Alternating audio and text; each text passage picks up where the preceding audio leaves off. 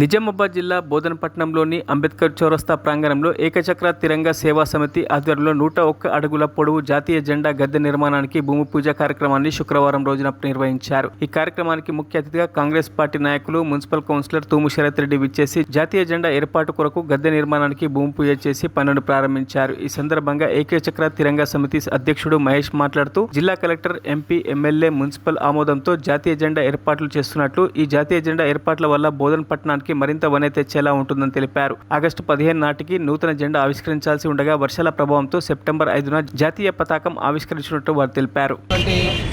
వాసులందరికీ కూడా ఈ యొక్క ఏకచక్ర సేవా సమితి మరియు ఏకచక్ర తిరంగా సమితి ఆధ్వర్యంలో ఈ రోజున బోధన్ నడిబొడ్డున అంబేద్కర్ కూడలి వద్ద ఉన్నటువంటి ఈ యొక్క ప్రాంతంలో 101 ఫీట్ల ఎత్తులో ఉన్నటువంటి భారతీయ జాతీయ పతాకం యొక్క ఆవిష్కరణ భూమి పూజ కార్యక్రమం ఈరోజు జరిగింది.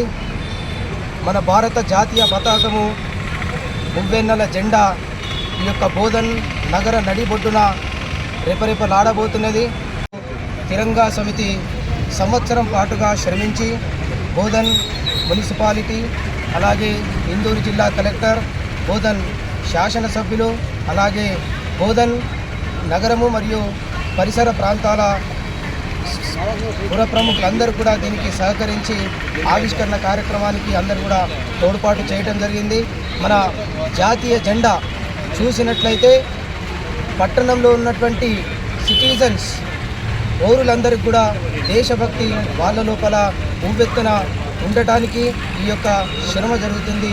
దీనికి మనమందరం కూడా సహకరించి మన యొక్క బోధన్ నగరాన్ని ఒక శోభాయమానంగా తీర్చిదిద్దాలి. ఆధ్వర్యంలో తిరంగా పథకము పెట్టాలని బోధన్ మున్సిపాలిటీ మరి ఎమ్మెల్యే గారు, ఎంపీ గారు అనుమతితోని, వారి సహాయ సహకారాలతో ఇక్కడ అంబేద్కర్ చౌరస్తాలో అమరవీరుల స్తూపం పక్కన ఇవాళ భూమి పూజ చేయడం జరిగింది.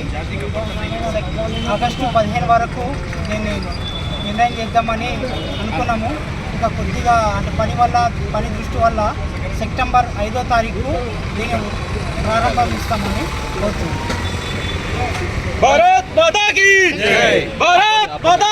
మరిన్ని అప్డేట్స్ కోసం మా ఛానల్ని సబ్స్క్రైబ్ చేయండి.